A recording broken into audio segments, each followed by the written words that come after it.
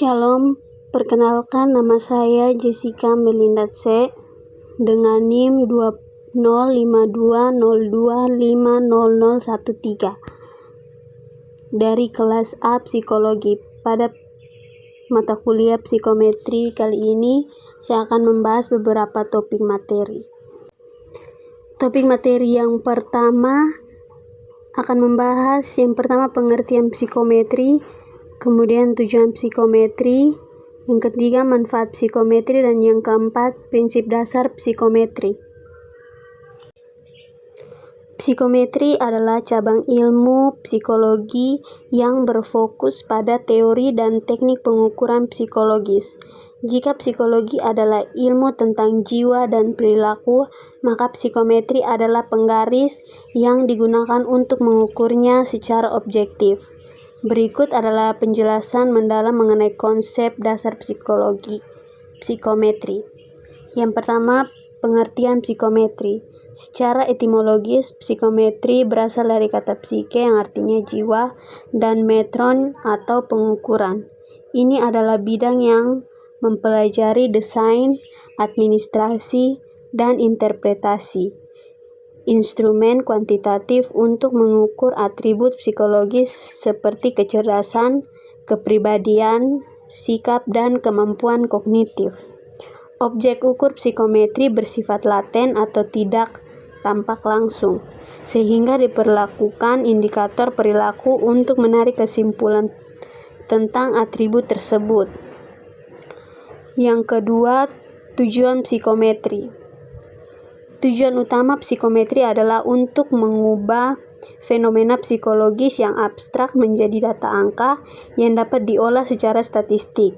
Secara spesifik, tujuannya meliputi standarisasi, di mana memastikan prosedur pemberian tes dan penilaian dilakukan secara seragam bagi semua orang. Yang kemudian objektivitas, di mana meminimalisir subjektivitas atau bias dari penilaian tester dalam memberikan skor. Kemudian ada kuantifikasi, di mana memberikan skor numerik agar perbedaan antar individu dapat dibandingkan secara presisi. Selanjutnya ada prediksi, di mana menggunakan hasil tes untuk memprediksi performa seseorang di masa depan, misalnya sukses dalam pekerjaan atau akademik. Yang ketiga ada manfaat psikometri. Dalam kehidupan praktis, psikometri sangat krusial di berbagai bidang. Bidang pendidikan digunakan untuk seleksi masuk sekolah, penjurusan, serta mendeteksi kesulitan belajar atau bakat istimewa pada siswa. Selain itu ada bidang industri dan organisasi atau HRD, di mana membantu proses rekrutmen, penempatan karyawan atau rank on the rank place, dan evaluasi promosi jabatan. Ada juga di bidang klinis, di mana membantu psikolog dalam mendiagnosis gangguan mental atau mengevaluasi perkembangan terapi pasien. Ada juga penelitian ilmiah, di mana menyediakan alat ukur yang valid bagi peneliti untuk menguji teori-teori psikolog. Yang keempat, prinsip dasar psikometri.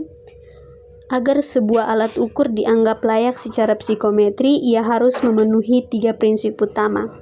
Yang pertama, ada reliabilitas atau keajengan, di mana menunjukkan sejauh mana hasil pengukuran tetap konsisten jika dilakukan berulang kali pada subjek yang sama dalam kondisi yang sama.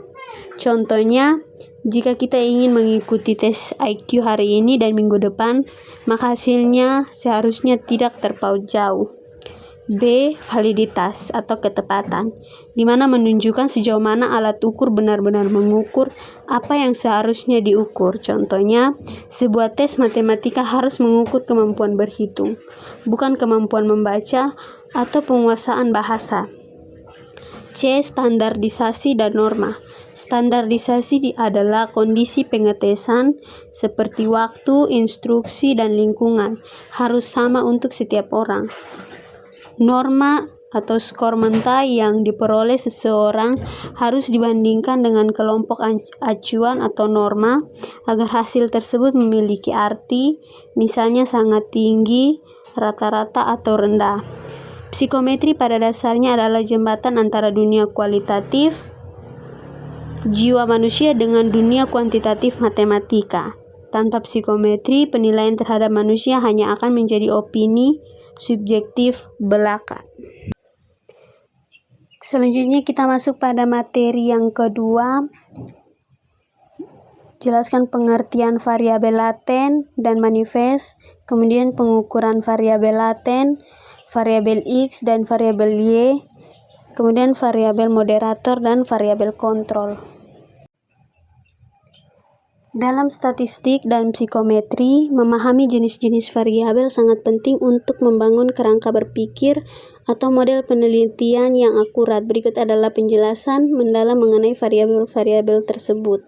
Yang pertama, variabel laten versus variabel manifest. Perbedaan utama keduanya terletak pada dapat atau tidaknya variabel tersebut diamati secara langsung. Variabel laten adalah variabel yang tidak dapat diukur secara langsung karena bersifat abstrak. Variabel ini biasanya berupa konsep, konstruk, atau dimensi psikologis. Contohnya kecerdasan IQ, kebahagiaan, motivasi berprestasi, atau kecemasan. Variabel manifest adalah variabel yang dapat diamati dan diukur secara langsung. Dalam psikometri, variabel manifest adalah jawaban subjek terhadap butir-butir soal atau item dalam tes atau skala. Contohnya skor jawaban pada kuesioner kebahagiaan, jumlah kata yang diingat dalam tes memori, atau detak jantung sebagai indikator stres. Dalam pengukuran variabel laten, karena variabel laten tidak bisa diukur secara langsung, maka kita harus menggunakan analisis faktor atau structural equation modeling atau SEM. Prosesnya adalah yang pertama, menentukan indikator atau variabel manifest yang mewakili variabel laten. Yang kedua, mengumpulkan data dari indikator tersebut. Dan yang ketiga, menggunakan rumus statistik untuk melihat seberapa kuat indikator tersebut merefleksikan variabel laten. Yang kedua, variabel X atau independen dan variabel Y atau dependen. Ini adalah konsep dasar dalam hubungan sebab akibat. Variabel X atau dependen atau bebas, di mana variabel yang mempengaruhi atau menjadi sebab timbulnya perubahan pada variabel lain. Dalam eksperimen, variabel ini dimanipulasi oleh peneliti. Variabel Y atau dependen atau terikat, variabel yang dipengaruhi atau menjadi variabel karena adanya variabel bebas. Variabel inilah yang diamati perubahannya. Contohnya pengaruh durasi belajar X terhadap skor ujian Y. Yang ketiga, variabel moderator. Variabel moderator adalah variabel yang memperkuat atau memperlemah hubungan antara variabel independen X dan dependen Y. Ia menentukan kapan atau untuk siapa suatu hubungan berlaku. Contohnya, hubungan antara pelatihan kepemimpinan X terhadap kinerja karyawan Y mungkin akan lebih kuat daripada karyawan dengan motivasi tinggi atau moderator dan lemah pada karyawan dengan motivasi rendah. Yang keempat, variabel kontrol. Variabel kontrol adalah variabel yang dibuat konstan atau dikendalikan oleh peneliti agar tidak memengaruhi hubungan antara variabel X dan Y yang sedang diteliti. Tujuannya adalah untuk menetralisir pengaruh luar yang tidak diinginkan. Contohnya, kita ingin meneliti pengaruh metode mengajar terhadap hasil belajar. Agar hasilnya murni karena metode mengajar, kita harus mengontrol variabel tingkat kecerdasan atau kontrol dengan cara memilih siswa yang IQ-nya setara sehingga perbedaan hasil belajar bukan disebabkan oleh perbedaan IQ. Perbandingan antara variabel laten, peran atau fungsinya, konstruk abstrak yang tidak tampak langsung, misalnya kepribadian. Variabel manifest, perannya sebagai indikator konkret yang mengukur laten, misalnya jawaban soal. Variabel X atau independen fungsinya sebagai penyebab atau pemberi pengaruh. Variabel Y dependen berfungsi sebagai akibat atau yang diukur perubahannya. Dan variabel moderator berfungsi sebagai pengubah atau memperkuat, memperlemah hubungan X dan Y. Dan variabel kontrol sebagai penyeimbang yang dibuat tetap agar hasil penelitian objektif. Selanjutnya kita masuk pada materi yang ketiga, di mana akan membahas yang pertama tujuan tes psikologi, kedua manfaat tes psikologi, dan yang ketiga jenis-jenis tes psikologi. Tes psikologi adalah prosedur sistematis yang menggunakan instrumen atau instrumen khusus untuk mengamati dan mendeskripsikan satu atau lebih karakteristik psikologis seseorang dengan bantuan skala numerik atau kategori tertentu. Secara sederhana, tes psikologi adalah sampel perilaku yang diambil dalam kondisi standar untuk menarik kesimpulan tentang atribut mental seseorang. Tujuan tes psikologi, tujuan utama dari pemberian tes psikologi adalah untuk memberikan gambaran yang objektif dan ilmiah mengenai aspek-aspek kejiwaan. Secara khusus, tujuannya meliputi diagnosis, di mana memahami jenis gangguan mental atau hambatan psikologis yang dialami seseorang, misalnya dalam konteks klinis. Kemudian ada prediksi, di mana meramalkan perilaku atau keberhasilan seseorang di masa depan, misalnya apakah calon karyawan akan sukses di posisi tersebut. Ada juga deskripsi yang memberikan gambaran profil kepribadian, minat atau kemampuan seseorang saat ini, dan ada juga evaluasi untuk mengukur efektivitas suatu intervensi terapi atau program pendidikan. Manfaat tes psikologis. Penggunaan tes psikologi memberikan manfaat besar bagi individu maupun institusi. Bagi individu sendiri, membantu mengenal potensi diri atau kelebihan dan kekurangan, minat karir yang sesuai, serta membantu proses pemulihan kesehatan mental. Bagi organisasi atau perusahaan, meminimalisir kesalahan dalam perekrutan karyawan seperti mismatch, menempatkan orang pada posisi yang tepat, dan pengembangan sumber daya manusia. Bagi dunia pendidikan, membantu guru dan orang tua memahami gaya belajar anak, serta mendeteksi anak dengan kebutuhan khusus atau bakat luar biasa. 3 jenis-jenis tes psikologi. Tes psikologi dapat diklasifikasikan ke dalam beberapa kategori utama berdasarkan apa yang diukur dan cara pengerjaannya. Yang pertama, berdasarkan aspek yang diukur, di mana ada intelijensi atau IQ test untuk mengukur kemampuan kognitif atau kecerdasan seseorang. Contohnya WISE dan SPM. Yang kedua, tes bakat atau attitude test, di mana untuk mengukur potensi spesifik seseorang pada bidang tertentu, misalnya bakat numerik, mekanik, atau verbal. Contohnya DAT dan GATB. Yang ketiga, ada tes kepribadian untuk mengukur karakteristik unik, emosi, dan pola perilaku seseorang, seperti MMPI dan The Big Five Personality. Yang keempat, tes minat, interest inventory, untuk mengukur kecenderungan atau kesukaan seseorang terhadap bidang pekerjaan tertentu, seperti tes Holland.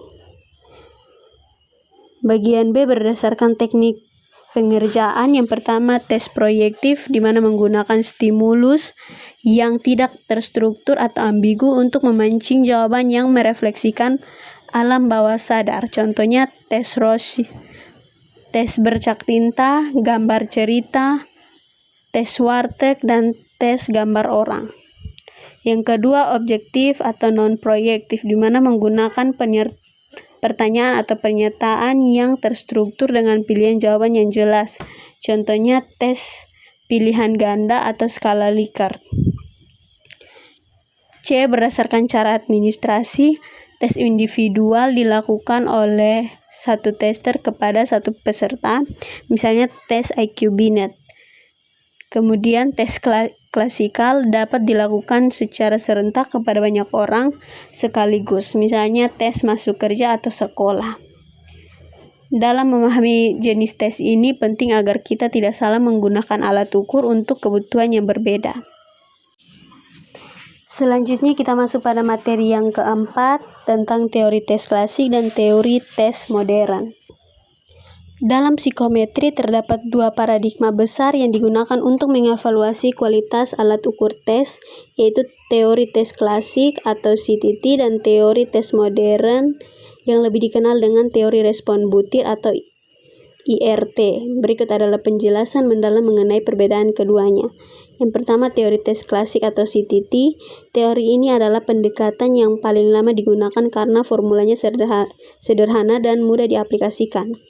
Konsep utama inti dari CTT adalah asumsi bahwa skor tampak yang diperoleh seseorang merupakan penjumlahan dari skor murni dan error. Rumus dasarnya adalah X sama dengan T tambah E. X atau skor yang diperoleh subjek di atas kertas, T sebagai skor murni atau kemampuan asli subjek yang sebenarnya atau tidak pernah diketahui secara pasti, dan E sebagai kesalahan pengukuran bisa karena faktor kelelahan, lingkungan, atau kesalahan teknis. Karakteristik dari CTT berorientasi pada skor total. CTT lebih fokus pada total skor yang didapat dari seluruh instrumen, ketergantungan sampel atau sample bound. Kualitas tes sangat bergantung pada karakteristik kelompok yang mengerjakan. Jika tes sulit dikerjakan oleh kelompok pintar, tes tersebut dianggap sulit. Namun jika diberikan pada kelompok kurang pintar, tes tersebut dianggap sangat sulit. Dan error pengukuran standar diasumsikan sama untuk semua orang yang mengambil tes tersebut. Yang kedua, teori tes modern atau IRT. IRT dikembangkan untuk mengatasi kelemahan CTT. Teori ini berfokus pada hubungan antara kemampuan individu dengan probabilitas menjawab benar pada butir soal tersebut.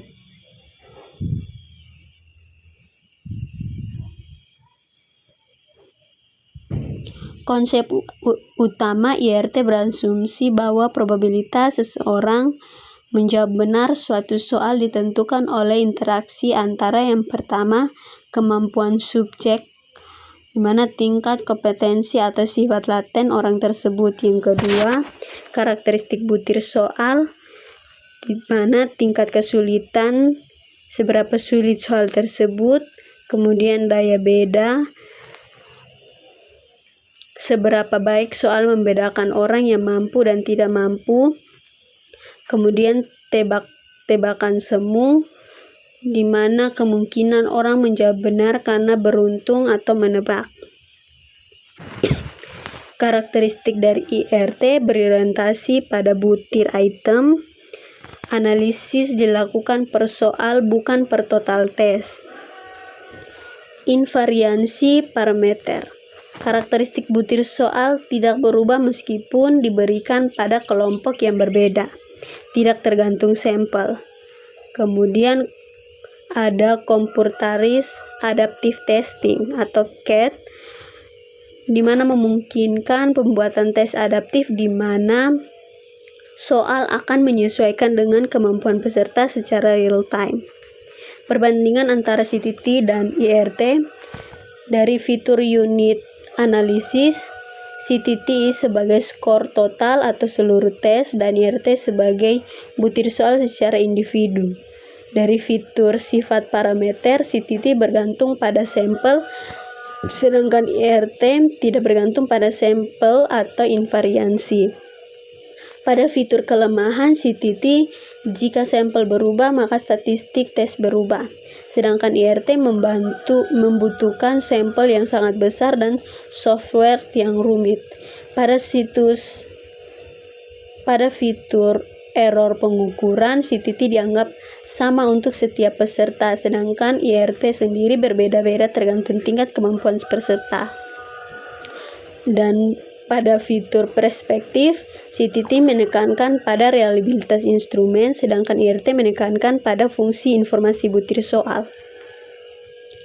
Jadi kesimpulan sederhananya, jika kita ingin melakukan evaluasi tes secara cepat dengan sampel kecil, maka CTT adalah pilihannya.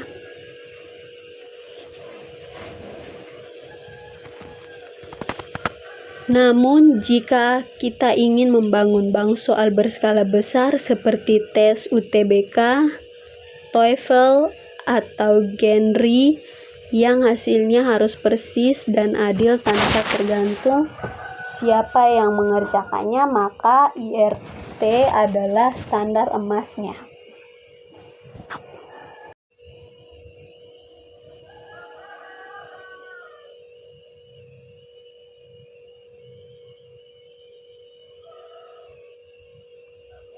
Sekian dari 4 pembahasan materi.